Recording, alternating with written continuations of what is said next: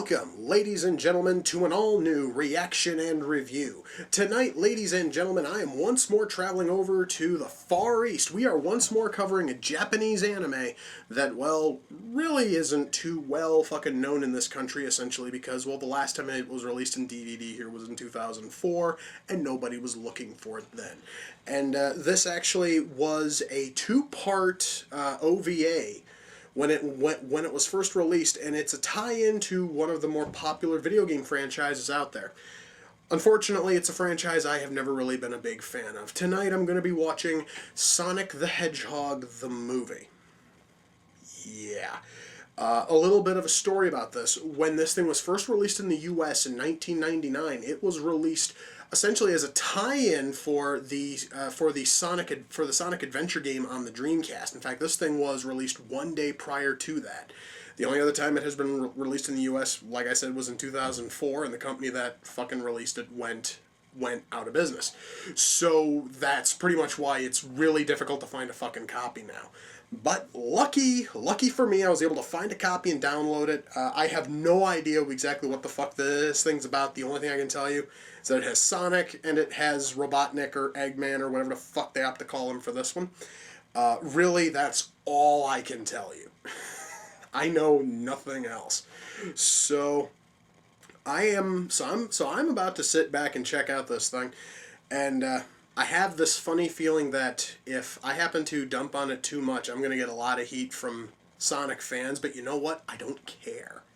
So, without further ado, it's time to kick back, relax, and check out Sonic the Hedgehog, the movie. Wow. I am not even 5 fucking minutes in, guys, I can tell you. The voice acting in this thing is just painful. The entire planet of freedom. And this whole time, I seriously thought that they couldn't have come up with a stupider planet name than fucking Mobius.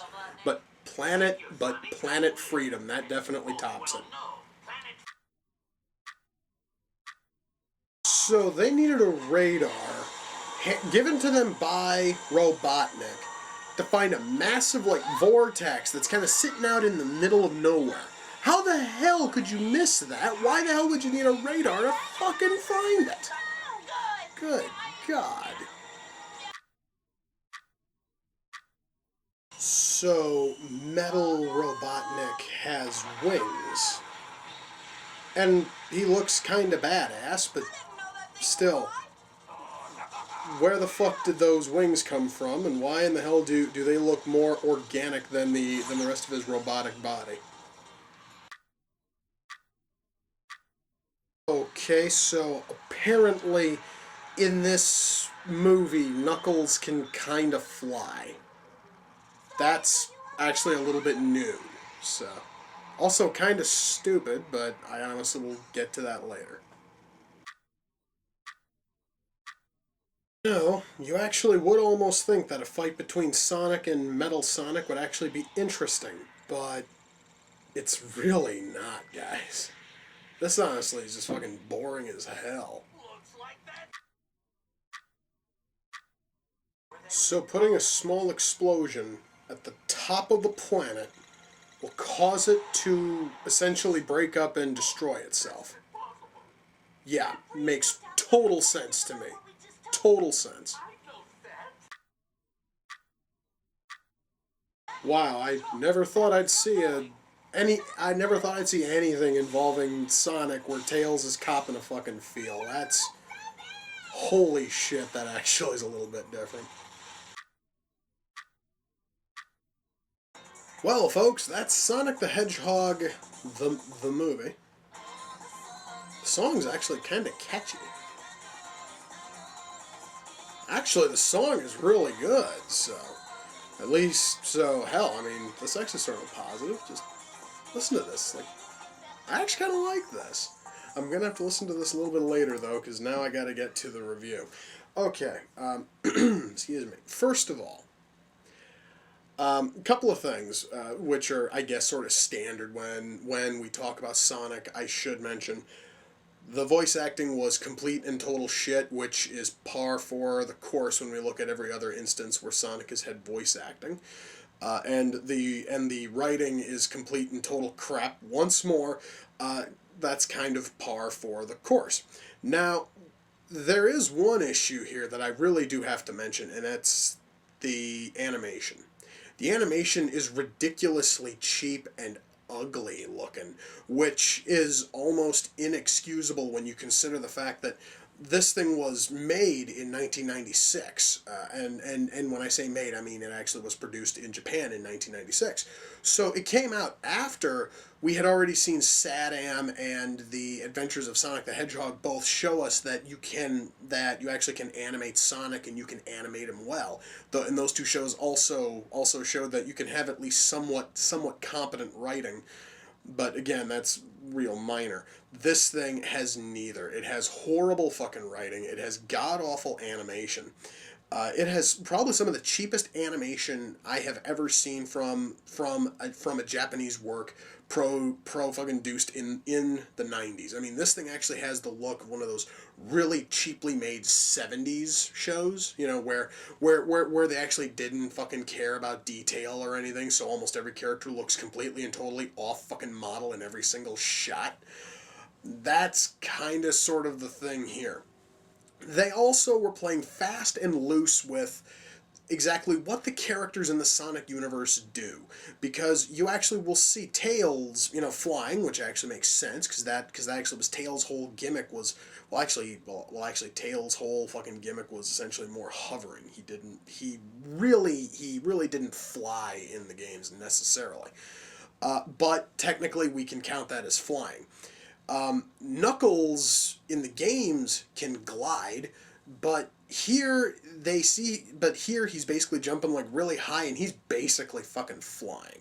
He basically is Superman, all right, for lack of any better terms, because we never actually see him glide, and he also will at times just stop in fucking midair and just stay there. Gliding doesn't work like that. It just doesn't.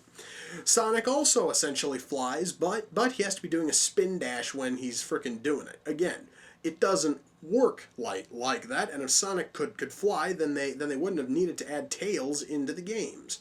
So yeah, they actually were playing a little bit loose with all of that. Robotnik, well, he honestly is still just as useless as he is in any other incarnation of the fucking series. I do have to say though, and this is a big positive, that similar to the Adventures of Sonic the Hedgehog, this one at least felt the need to use actual enemies from the game. You actually will see tons and tons of different fucking enemies which were featured in Sonic 2, and Sonic 3, and that really feels good. Plus also a whole lot of the locations that are in this actually look like levels from the game. Again, that is a huge positive because it definitely is more. It is a hell of a lot more than what was done for, let's say, Sonic X, which basically said, no, we actually just have Sonic and his mountain of worthless ass secondary characters and nothing else. This thing at least tried to tie itself in a little bit with the fucking franchise it was trying to adapt. I just wish that it was more entertaining. I just wish it had better acting, better writing, and better fucking animation. Excuse me. I really don't have a whole lot to say about it. Music also is pretty good, but that actually is not saying a whole lot because the music in this thing is either really muted or it just isn't there at times. I mean, there are huge gaps of just total silence where a song might actually have helped a little bit, and there's none there.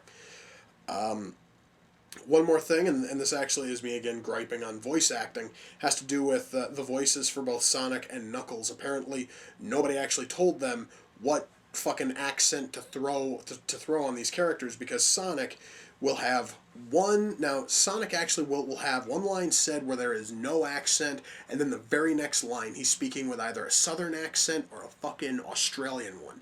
And it really is a little bit off-putting, and Knuckles is almost as bad, except Knuckles doesn't fucking slip into Australian. He actually just sort of slips between no accent and southern accent. It's really weird. Beyond that, though, the voice acting was just crap. It was just nobody actually seemed to know what in the hell they were doing. Nobody actually had any kind of personality, and the person who was doing the voice of Tails essentially thought that the only kind of character trait that Tails needed was to sound really fucking nasally. Like, that's it. And it just seems kind of lazy. And they also went and they added in a couple of new characters. Sarah and her father is the president. Sarah, for some goofy reason, is a cat girl, and she's the only one who is in any way on fucking model in every single shot, and she has more detail done with her than with any other character.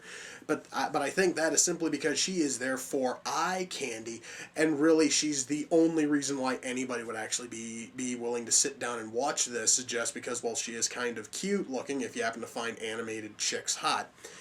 And but the issue is that she also has the fucking mentality of a 6-year-old, and that is just really, really irritating, and I dread every single time that she is on screen. Really, guys, this thing was just a fucking chore to actually get through. But hey, the positive side is that it's only about a fucking hour, and you can probably find it on fucking YouTube if you really want to watch this. I don't know why the hell you would want to, but if you seriously feel that need to watch it, it's right there. Have fun. Rock on. However, you'd probably be better off just not fucking watching it, because this thing is not worth your fucking time. I really have nothing else to say. This thing, I seriously am happy to have it fucking over and done. And perhaps maybe I shouldn't even have bothered, since after all I seriously am not a Sonic fan, and I'm the last guy who should be trying to judge this thing on its fucking merits. But hey, anyway, that actually is the fucking now that is the review. I'm not planning on watching this stupid thing again. There really is no point. So, folks, with that, we come to the close of another reaction and review. Until next time, ladies and gentlemen, take care, and I will see you all in the near future. Peace.